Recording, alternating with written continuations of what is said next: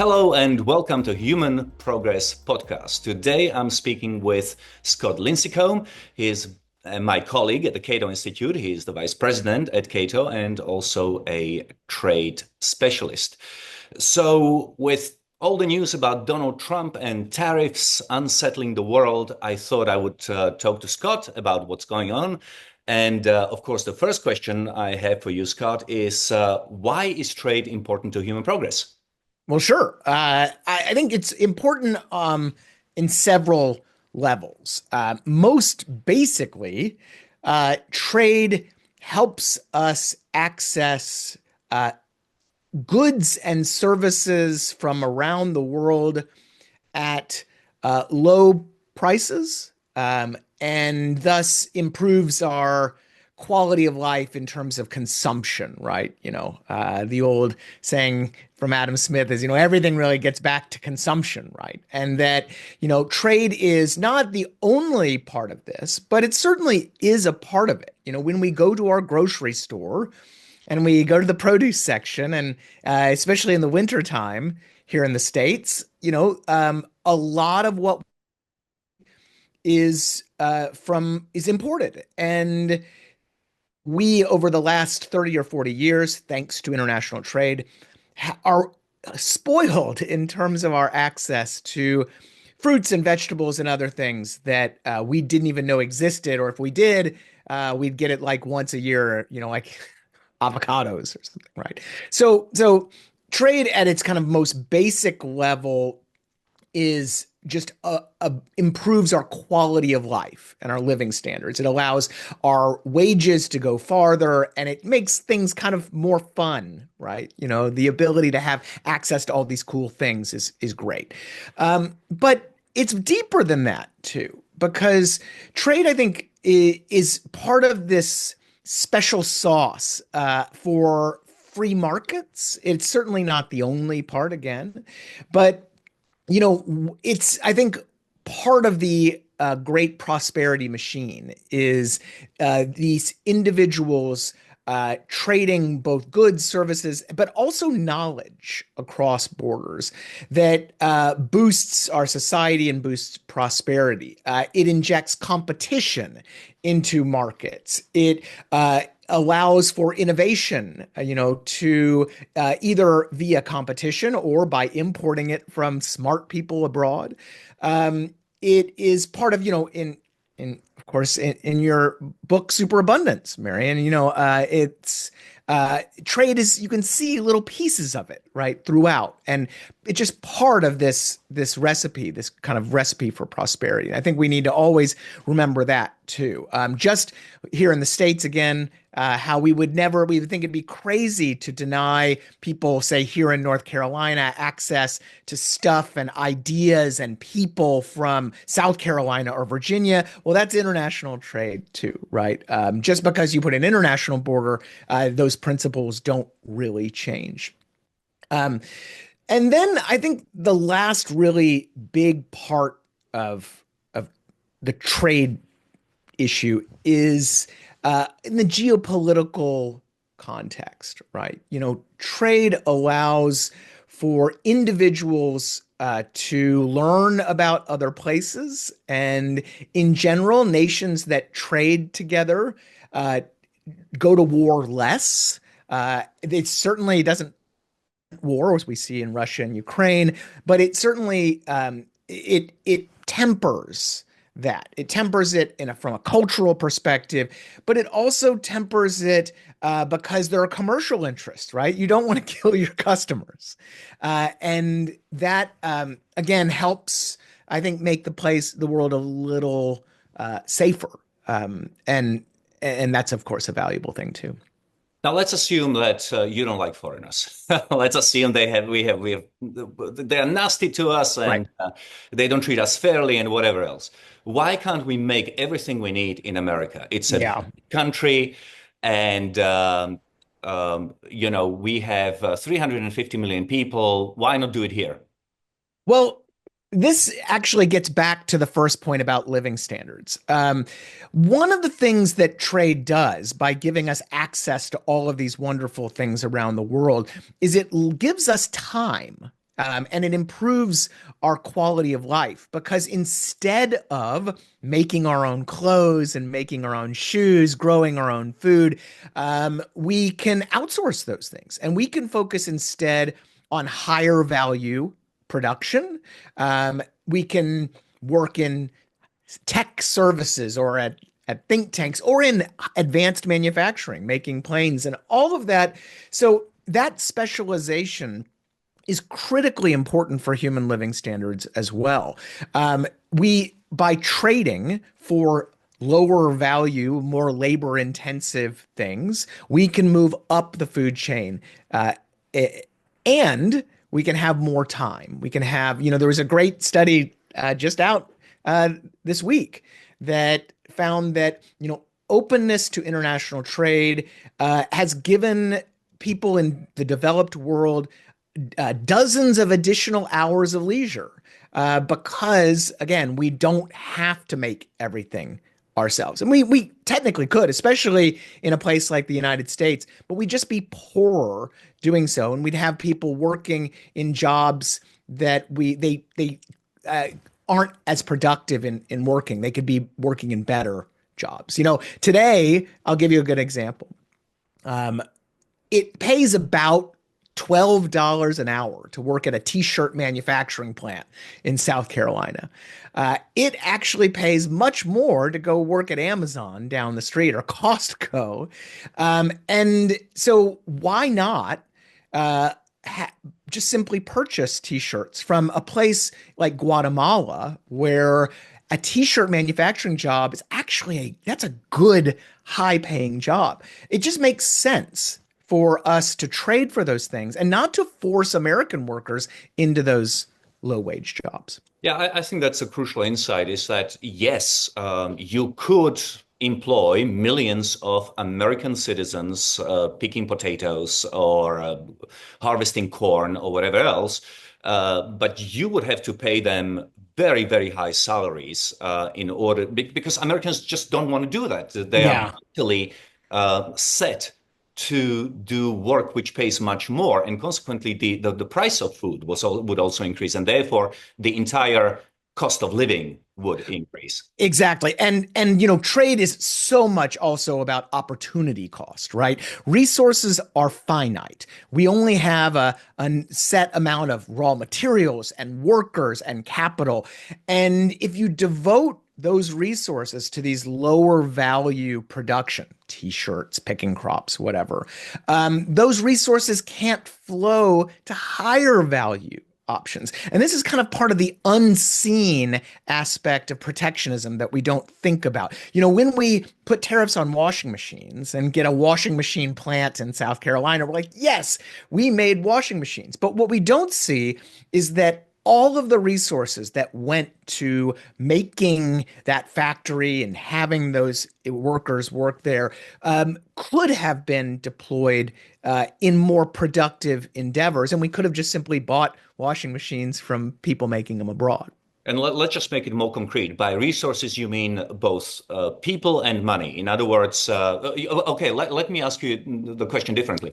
When people say, for every job saved in the steel industry, which may pay $100,000 a year at max, we are spending $1 million to keep that job in the country. So just explain the resources, because when you say resources, people can, it just sounds very Yeah. abstract. What does it mean?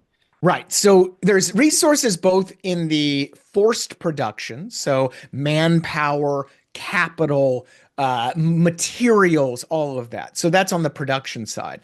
Those are resources that instead of building a washing machine factory, could have gone into a semiconductor factory or could have gone into AI, a server farm or something, other things that are just simply higher value, more productive uses of those resources.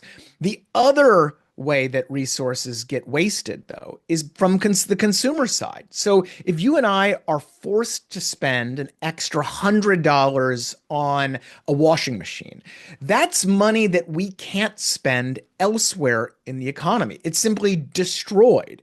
So when economists look at washing machine jobs saved. We created about 1,000 washing machine jobs from those tariffs I mentioned, but it cost us as American consumers around $800,000 a year per job created. So that's simply a loss of our financial resources that could have been deployed elsewhere.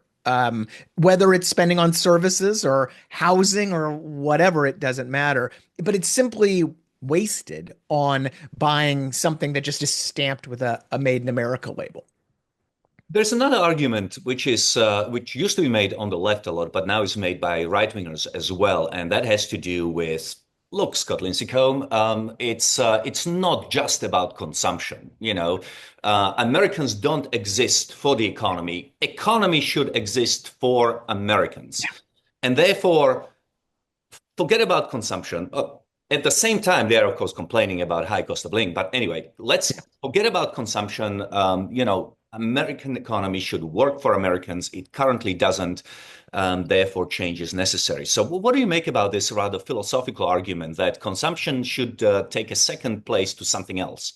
Yeah, Such as well, national cohesion, for example, or national pride, or maybe security, or whatever else. sure. So, I mean, I think the first place to start on this production argument is just simply to note the facts. The United States today is, in terms of manufacturing output, the second largest manufacturing nation on the planet. We make more today in the United States than the next four countries on the list. So three, four, five, six combined. We are a large manufacturing nation. We just don't need a lot of workers because our workers are very productive. Probably the most productive manufacturing workers in the world in terms of output per worker. So we need to start with that, right? We can then, once we acknowledge that fact, I think a legitimate discussion on security and stuff. We could talk about, well, does the government need to maybe subsidize more defense production, or does it need to, is government policy necessary where there are discrete market failures in the sector? But overall, in terms of making stuff, we still make a ton of stuff. Okay. Second is American manufacturing today and production is actually dependent very much on open trade. And it's dependent on open trade in two big ways. First, most American manufacturers are consumers. I mean, actually, all manufacturers are consumers at some level. But I'm talking about more advanced manufacturing like automobiles and aerospace. Well, these folks need access to lower priced raw materials and parts. And if you jack up the price of steel and you throw a bunch of tariffs on auto parts or whatever, you actually end up lowering production in these industries. So, steel, we had a case study of this. So, we imposed a bunch of tariffs on steel during the first Trump administration. Studies have shown that we saw a modest increase in steel output and employment, but we lost overall manufacturing output and employment by a much greater amount. So, according to the United States International Trade Commission, we had about a $500 million a year net loss in manufacturing output because of the steel tariffs, right? So, that is a big problem in this idea that protectionism boosts manufacturing. Well, actually, it can harm manufacturing, and it often does. The second, and I should note, one of my favorite stats, about half of everything imported in the United States today is actually a manufacturing input. So it's stuff that our manufacturers use to make other stuff. A lot of that also comes from their own companies abroad. So Airbus has a facility in South Carolina. Airbus imports from Airbus France. BMW, also in South Carolina, imports from BMW in Germany. If you shut down that ability for them to access their own parts and equipment abroad, you're actually going to reduce their output in the United States. You're actually going to reduce overall productive capacity in the United States. If you care about things for national defense or whatever, that's actually going to be a bad thing by kneecapping BMW and Airbus and Boeing and a lot of other companies as well. And that's one of the reasons why, with all the tariff mayhem we've been having recently, the stocks that are hardest hit are some of our biggest manufacturers, particularly in the auto industry, but also big integrated companies like Boeing. So the second big issue, of course, is that our manufacturers also need access to overseas markets and overseas consumers. About 95% of all of the world's consumers live outside the United States. And so if you deny American companies the ability to access those markets, or if you make them globally uncompetitive by raising their input costs, well, then you're you're actually harming the manufacturing sector. So if you remember those things, as well as things like access to foreign capital, we have tons of FDI, those things that come with an open economy, you realize that openness and production are not mutually exclusive, and in fact, they're very complementary. With the former boosting the latter. Yeah, I think the key here is that there is a logical contradiction in what the conservative case against free trade is right now, which is on the one hand complaining about excessive consumption and looking at the base things in life, and at the same time being freaked out about high cost of living. They're trying to bring down the cost of living, but at the same time they want to make the consumption, rather the production cost much higher. So that doesn't work. But I also want to make a point about this whole business with national security and trade, because I think that there is a misunderstanding here. The criticism is that if we don't have steel mills in the United States, and China is producing a lot of steel, maybe even subsidizing steel production, then at some point, we will be dependent on building our aircraft carriers and our tanks on Chinese steel. But that's not really how it works, right? There are plenty of other countries which are producing steel, many of which are our best friends. Right. And so this gets to, so I wrote a paper a few years ago on national security and trade, and that's exactly right. First, again, start with the facts. The United States has the fourth largest steel industry in the entire world. When President Trump was considering steel tariffs during his first term, his own Secretary of Defense said that the Defense Department needed a mere 3% of total U.S. steel production. So this is not a crisis, but that being said, if you look at the top suppliers of steel to the United States, because we do import a good amount of steel, it's Canada, it's Europe, it's Japan.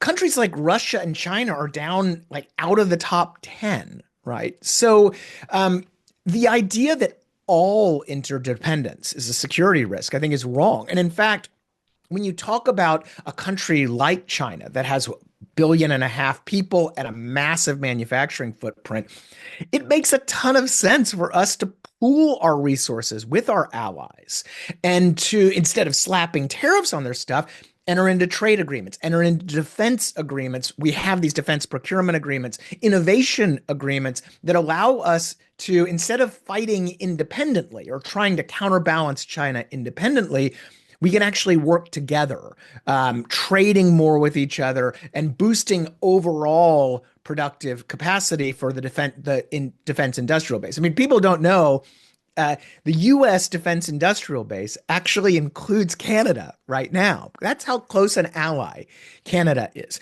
So to slap tariffs on stuff from Canada, leaving all that supply chain integration out of this, right, just doesn't make a lot of sense. And then it's even more baffling when you do it as they say they're doing it on national security grounds. Again, it just doesn't hold water.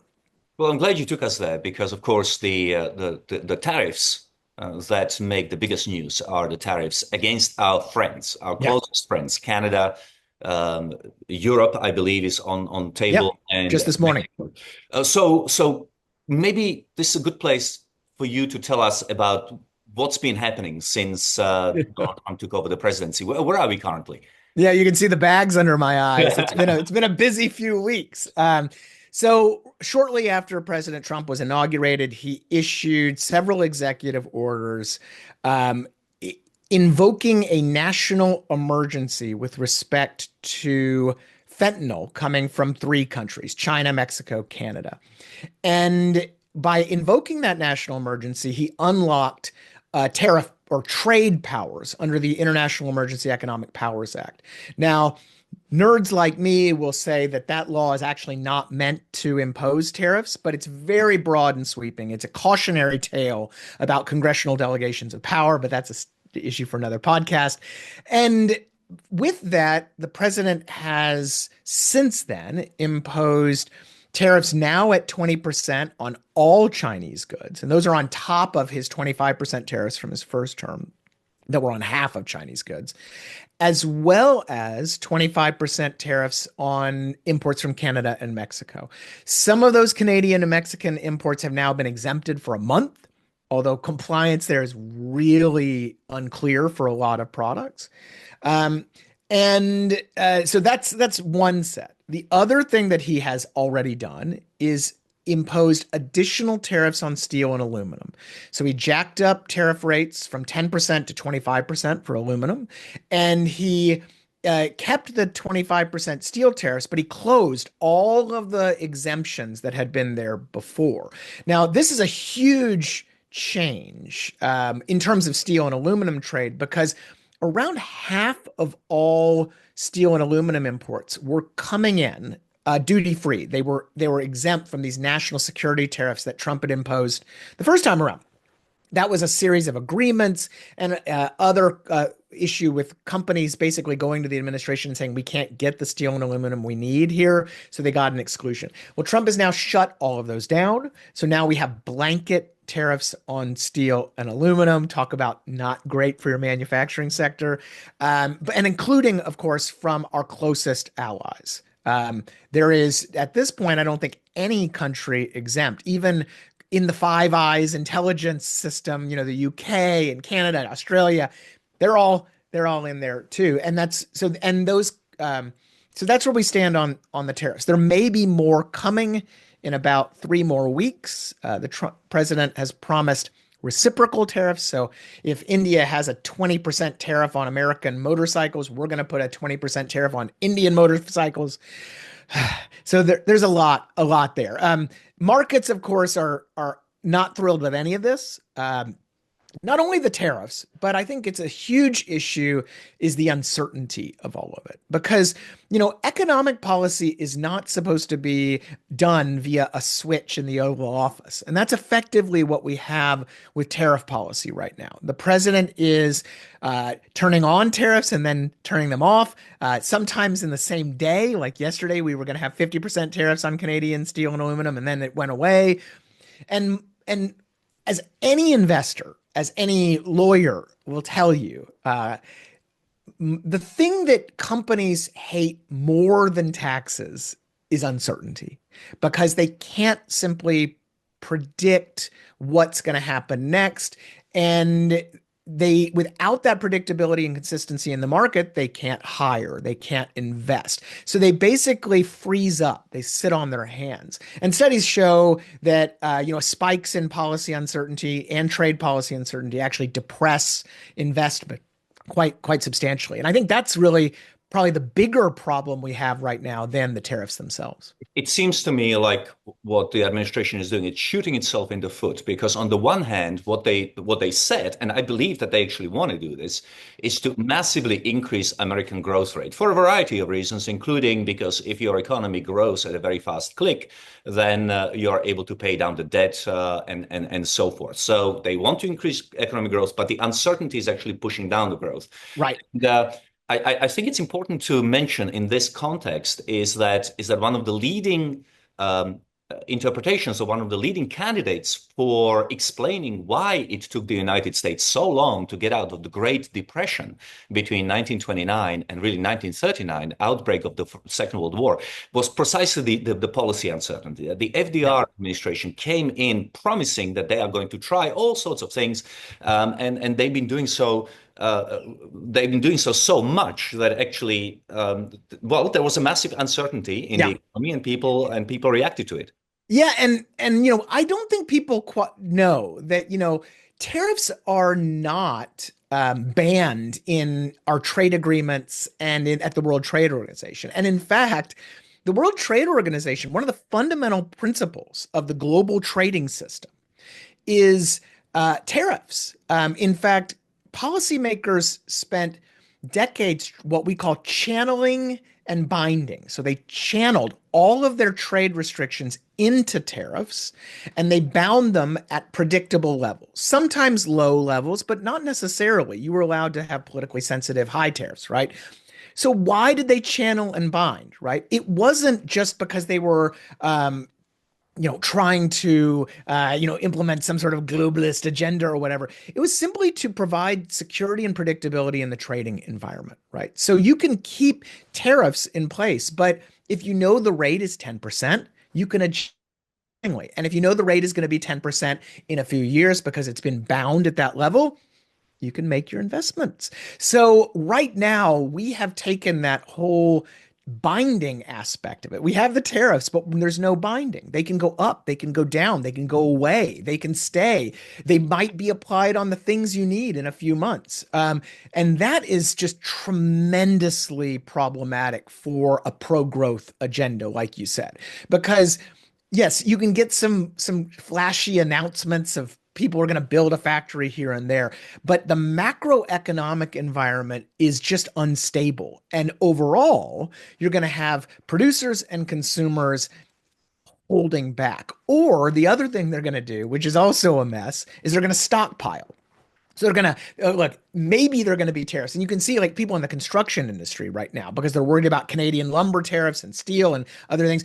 So they're just filling warehouses with construction materials. Now, look, this is good for people selling those materials in the short term.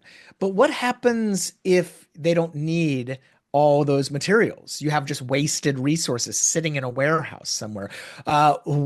What It costs happens? money. Again, just to make it clear about what resources means, it takes a lot of money to keep Yes. stuff that you don't need. Exactly. Having a warehouse full of stuff you don't actually need is a huge cost. It's a cost in terms of money. You got to rent the warehouse, you got to buy the stuff, and that's capital that you can't deploy by hiring more workers or boosting output, whatever. But it's also just a waste of time and other resources, right? Because people, instead of focusing on their business, they're focusing on these emergency game plan scenarios, finding warehouse space, all these types of things that you want in a productive economy, people not to be focusing on. And oh, by the way, they're also lobbying in Washington. So trade policy lobbying has skyrocketed. Trade lawyers are making fortunes. They're building beach houses in Delaware, all because of all of this tariff uncertainty. And so that is, look, I know some of those folks, good for them, but it's bad for the real economy. And like you said, I think it really directly contradicts so much of the rhetoric coming out of this administration. And a lot of the rhetoric, Chris, you and I really like, right? Eliminating inefficiency and waste, eliminating the government's role in the economy. On the trade front, it seems they've forgotten all of that, and they're doing basically the exact opposite. And unfortunately, I'm worried that that will counteract what is a good agenda, right? Regulatory reform, tax reform. These are the types of things we want in an economy so that free people can do great things and do what free economies do. But if trillions of dollars in annual trade are locked up because we just don't know how the president's going to feel that day, that's a problem. Now, let's say all of this is true. Let's say that we are wasting a lot of money, a lot of resources. Let's say that we are actually depressing our growth rate. Let's say that it's true. that there will be a lot of lobbying and therefore a lot of corruption in DC as we are buying or at least renting politicians in order to get an exemption from a tariff, or alternatively, we are renting politicians to impose a tariff on somebody we don't like. Let's say that's all true. But what about fairness, Scott Lincicome? What about fairness? Is it fair that the Indians are placing 20% tariff on us and we are only placing 5%? I mean, this is what's behind the whole reciprocal tariff. Yeah. And I have to tell you, when I heard about reciprocal tariff, the lizard brain said to me, absolutely. Yes. Why should the Indians put 20% tariff on us when we are not putting a tariff on them? Let's Right. make it even. Let's make it fair. What's wrong with that argument? Well, it is seductive. And quite frankly, a lot of the global trading system is based on this notion of reciprocity. But it runs into, in reality, it runs into a few problems. The first is the economics. Uh, Matching India's tariffs will make us poorer. So, taxing imports means consumers in the United States are worse off. So, if the Indians don't immediately cave and lower their tariff, which let's face it, it's not a great success rate in doing that overall, using tariffs to get liberalization abroad. Um, we will be poorer. So, going back to the example of food, the Mexicans have certain tariffs on food. We get a lot of food from Mexico. Does it actually make economic sense to impoverish our citizens in the way that Mexico impoverishes theirs? No, it doesn't. So that's the first issue. The second issue, of course, is that most of us don't work in manufacturing export industry. So, there's kind of a collectivist logic to a lot of this, right? That the government is going to punish some citizens in order to benefit others. It's our producers, it's our exporters, even though most of us as individuals work in services and have no connection to these industries. We won't benefit personally from any sort of expanded market access into the Indian market. Maybe the manufacturing sector might, maybe a few businesses might, but as individuals, the vast majority of us won't actually see any gains. From there, the other issue is America first, right? So if you match other countries' tariffs, you're effectively letting them set your trade policy. So why on earth? And I'll give you examples because this can get very absurd. We buy a lot of coffee from Colombia. We do not make coffee. I'm a little bit in Hawaii, but that's about it. Well, Colombia has about a 10% tariff on coffee beans from America. We don't send them any coffee beans. Should we really let the Colombian government dictate our tariff policy in applying a 10% tariff on Colombian coffee? That's not very America first. I mean, it's America second, right? And so, in some sense, reciprocal tariff policy is us following other countries. And my view is we should set tariffs and any other taxes, any other policy based on what's good for America, what's good for the nation as a whole, what's good for us as individuals, not what another country does based on some kind of rote calculus for tit for tat. And then finally, I just have to note, I'll put my trade lawyer hat on for a second and say, practically, this is a mess because you're talking about thousands and thousands of different products from 200 different countries. You're talking about trying to quantify not just tariff barriers, but non-tariff barriers, subsidies, value-added taxes, you name it. Meanwhile, we have our own subsidies. We have our own tax regime. So trying to actually administer this system would be incredibly difficult and would require a lot more government officials. So again, going back to how we're contradicting ourselves, you would need thousands of new customs officials and tons of new paperwork and all this to try to figure out how to navigate this new system, while supply chains, of course, would reroute to try to avoid it altogether anyway. So it just doesn't make a lot of sense once you turn off your lizard brain. Yeah, I think that one of the things which is really underappreciated is, of course, the tariffs war. What's likely to happen? So we are going to impose a 10% tax on country X. The country X retaliates. Maybe they buy less of our Yeah. agricultural produce, which puts then our agricultural sector in hardship. And we will have to then compensate that agricultural sector from the taxpayer. So we are basically paying at least twice. Once in increased price of agricultural foods, but then also in higher taxes, which need to be um, given to our farmers in order Right. to compensate them for the lack of trade. So it is a horrible mess.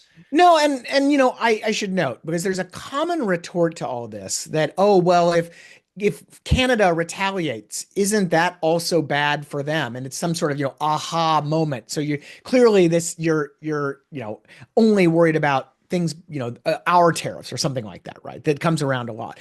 The reality is that foreign governments retaliate not because they want to, not because they want to slap tariffs on stuff. They retaliate because they have to. They are first domestic politics, right? You can't be seen as weak in the face of a foreign attack of sorts on your economy. So when Donald Trump says he's going to make Canada the 51st state and he slaps a bunch of tariffs on Canadian steel or whatever, what can a person like Justin Trudeau do? I mean, if you look, there's just wide consensus. Liberals, conservatives, all 80% in Canada support these types of retaliatory actions, even though they understand that this is going to be costly for their own economy. So the domestic politics.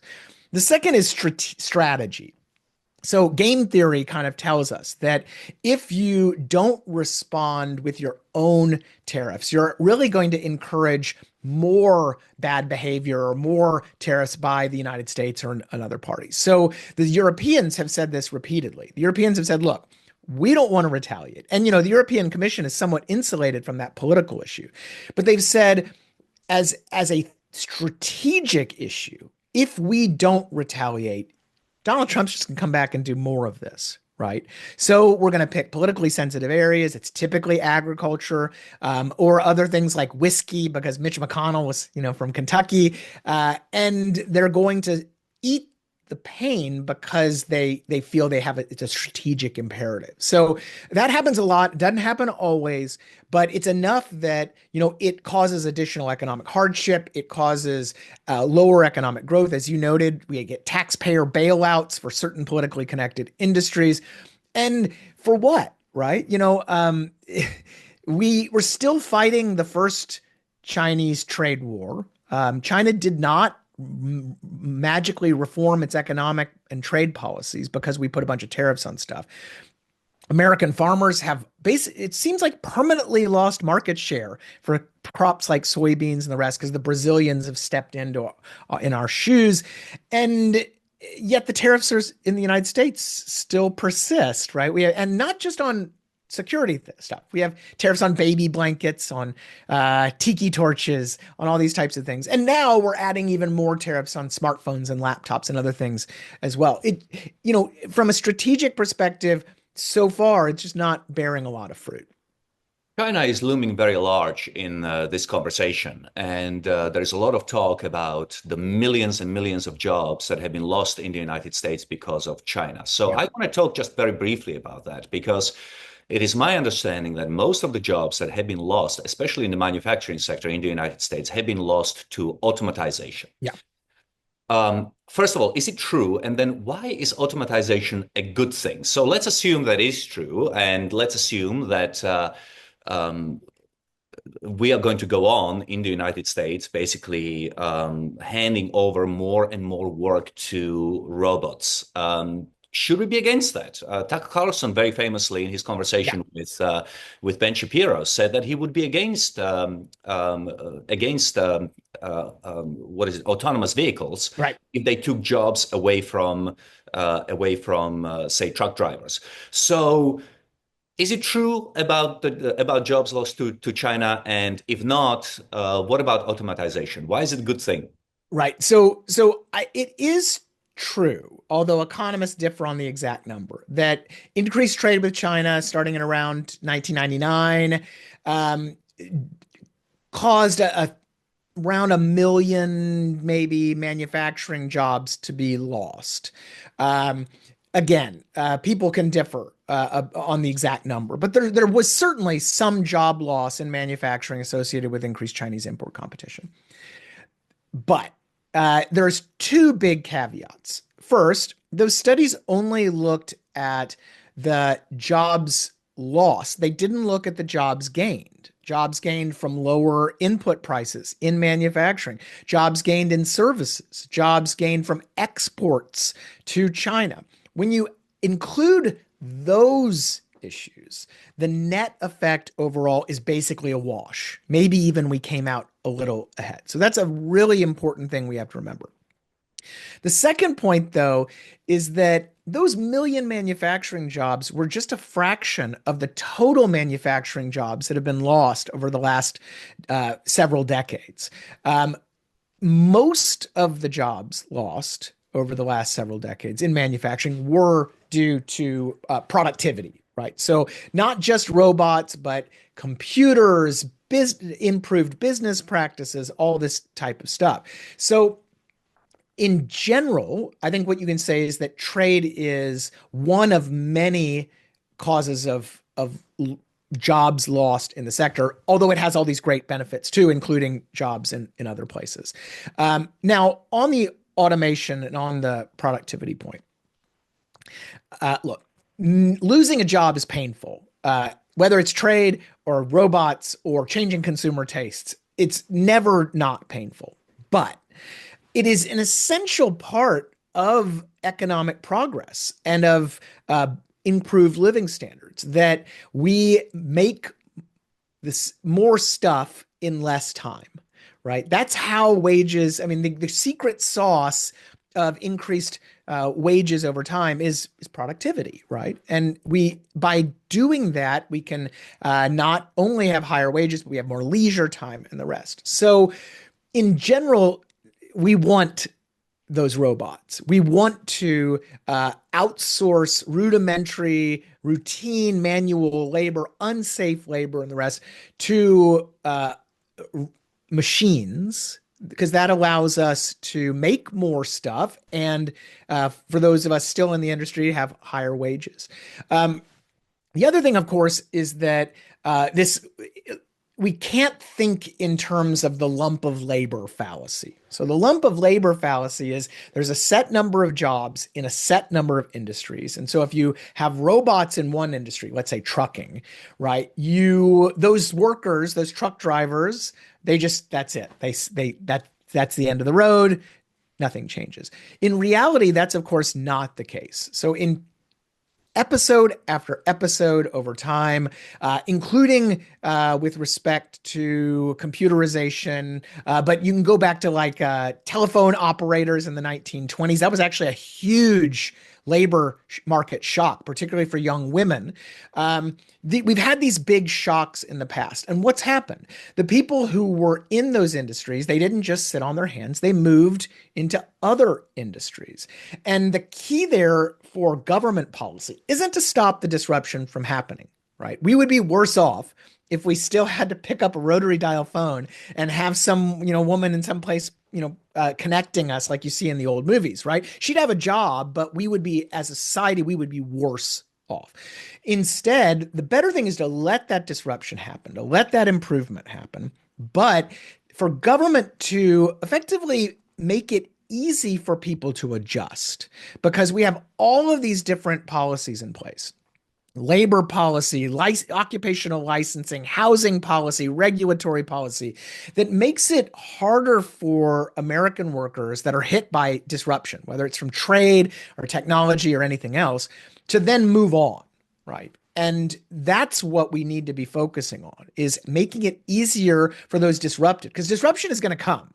If it's not robot trucks or whatever, it's going to be from AI or something else. It's always going to come. It's also going to come just from new products, right? The iPhone destroyed a bunch of camera making jobs. It's always going to happen.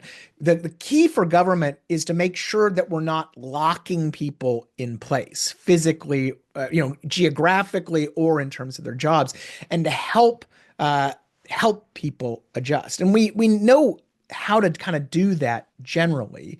But unfortunately, there are a lot of interest groups that benefit from policies that restrict that adjustment, restrict that dynamism. And it includes in things like education as well. I mean, there's just so much stasis in these areas that make it really hard for people to do what they need to do when these disruptions happen.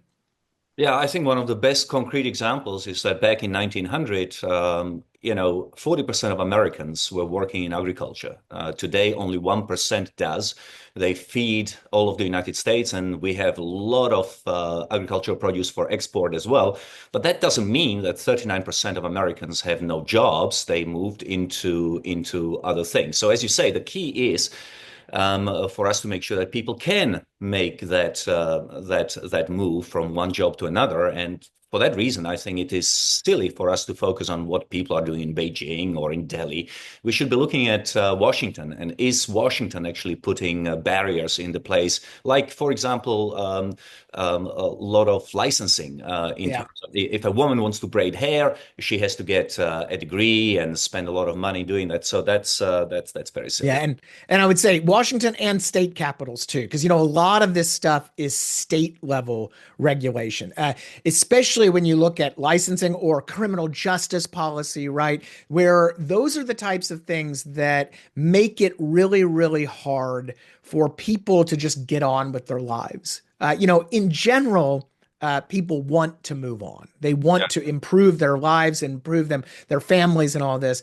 And government shouldn't be standing in the way of that. And a lot of times, it is. Okay, now I'll need to let you go soon to combat your protectionist enemies. But I want to broach one last subject, and that has to do.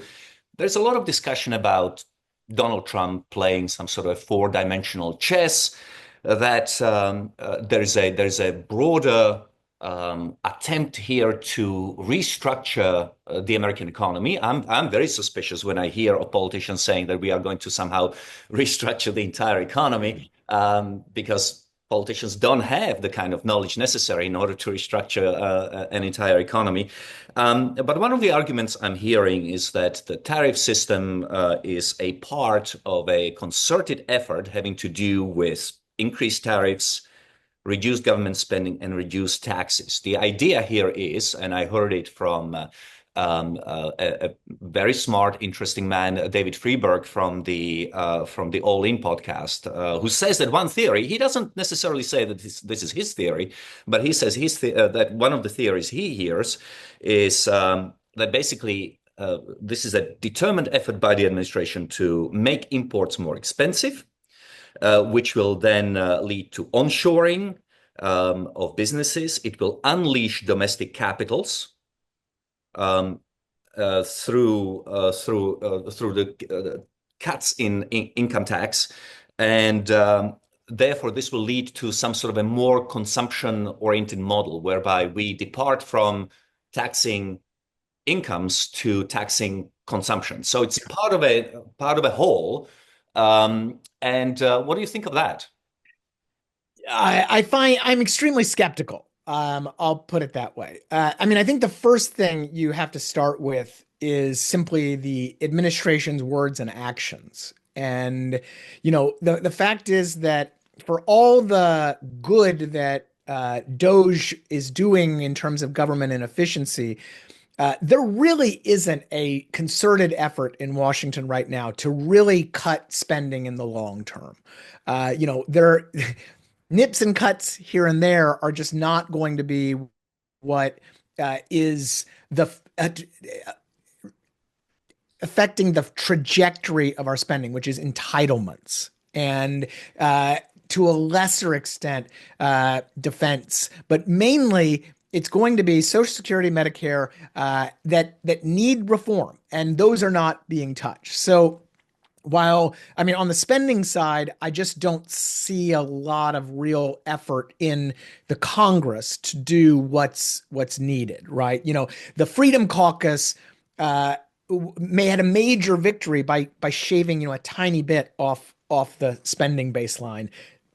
Seeing radical cuts in here seems unlikely. The second issue is the math. Um, because the imports are a small part of our consumption, believe it or not, it's only about $4 trillion. It's just not a huge part of our consumption. There's How only big is the so consumption? Consumption is about 25 trillion or 25 trillion, right? So okay. we're 4 trillion of 25 trillion, right? So it's just not, it's a small part. So that's two problems. One, it shows you that tariffs really aren't a broad-based consumption tax. They are not a VAT. They are a tax on a narrow band of our consumption. Because people don't get this. We think everything we consume is made in China, but in reality, most of what we consume are things like our mortgage, like they're like services and things that are here in the United States. So, um, because of that narrow tax base, not only does it kind of rule out that consumption tax idea, but there's only so much revenue you can get from tariffs. Because if you raise tariffs too high, you don't get any imports and you don't get any revenue. So economists at the Tax Foundation and several academics have looked at this, and there's really just not a ton of revenue that you can generate from. You're looking at maybe $400 billion a year, maybe. And that's generous. Others have said maybe 200 billion, right? Because if you any more than that, and imports start shrinking. So to completely eliminate the income tax, you would need far more revenue than that. You would need a tariff of something like 60%. You would need to replace 4 trillion a year, or sorry, excuse me, 2.5 trillion a year. Um, and you can't do it. So you'd get a small reduction in income tax, maybe, even though I don't think Republicans are even looking at that. They're looking just to maintain tax rates, not cut them. Um, and with all of the other issues that tariffs bring up.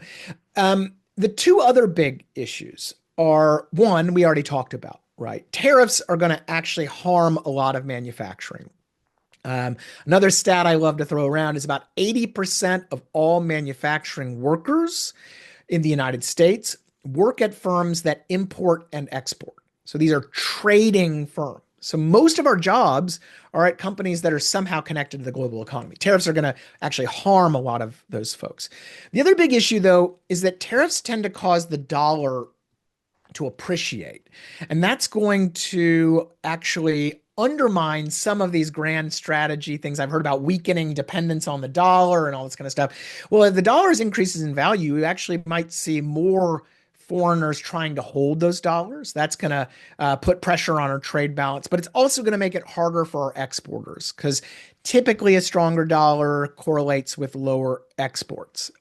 So put it all together, and I just don't see a lot of grand strategy here. And that leaves aside, all the gossipy stuff we read in Politico about what's actually going on behind the scenes. But you'd need a far more coherent action to put this in place than what we're seeing so far. And at the end of the day, Occam's razor applies to a lot of this stuff. The simplest answer is that President Trump likes tariffs. He likes using them as negotiating tools. He likes how it makes CEOs and government officials run to him seeking favor.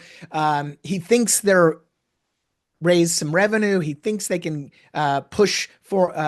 be used to push foreign governments around. And I think that's far more likely the answer than some sort of grand strategy. Mm.